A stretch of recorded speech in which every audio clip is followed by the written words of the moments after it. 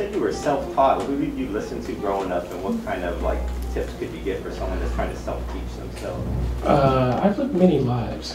I grew up on R&B and funk. I used to listen to Parliament Funkadelic. Used to listen to the Jackson 5. I used to listen to Prince was probably the first person that really jumped at me as a guitar player and the music I normally listen to. I hung out with a bunch of people that played. I always hung out with people that were older than me that played, and that was good. That was a good learning experience. I always feel like you can learn something from anybody. And when I taught, I did a lot of teaching too after a while. And I get students that come in, how do you do this? And I'd be like, I have no idea. Let me figure it out. I'm gonna go for coffee for a minute and I try and figure it out. So that was good help. And then my mom turned me on to Santana, and then a little bit, and then Stevie Ray Vaughan later on. So I kind of listened to all kinds of music, all different kinds of music, not just guitar music, and not just what everybody in the neighborhood was listening to too.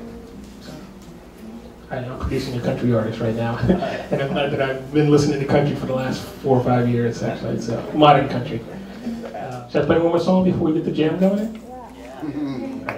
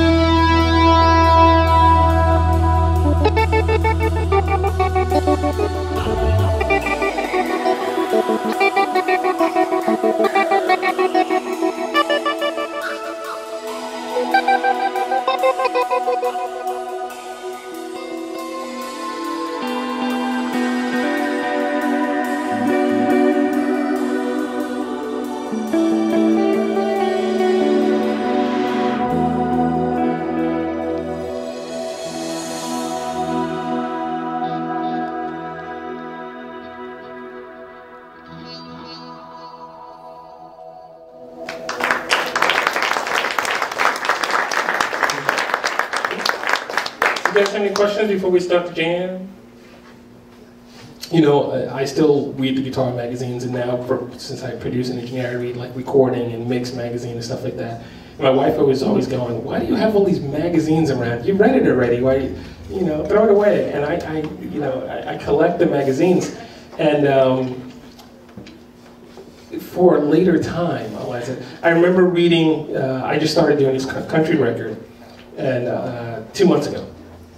Right before that, I got a recording magazine, and it would talk all about recording country techniques and recording acoustic guitar from ear point of view and all these things. And I read part of it. It's kind of it's interesting. Put the magazine down, and a month later, I get asked to do a country record. So guitar was like that for me too. I learned some new chords and go, that's cool. And if you don't apply them, you never remember them. So I remember learning specific things just because it looked cool in the magazine, and then next thing you know, I'm in a group and I need to use those chords, or it'd be like, I'm going to do this and do that, and it's all because it's something I learned. And then I go back and reference it again. Yeah, for instance, I'm trying to teach myself. Mm-hmm. I read where you don't put your thumb over the top, and I noticed you do that all the time. Yeah, look at my hands. There's not enough neck to hold. I mean, it goes way past. There are a lot of Hendrix used to use his thumb like that, and Django Reinhardt used to use his thumb. A lot of people used to use the thumbs like that. It's better if you do it this way. If you don't, I guess. Whatever works for you, I guess after trying something, you just after a while, Yeah, I'm kind of halfway into the rules and halfway into just making music, whatever it takes to make music.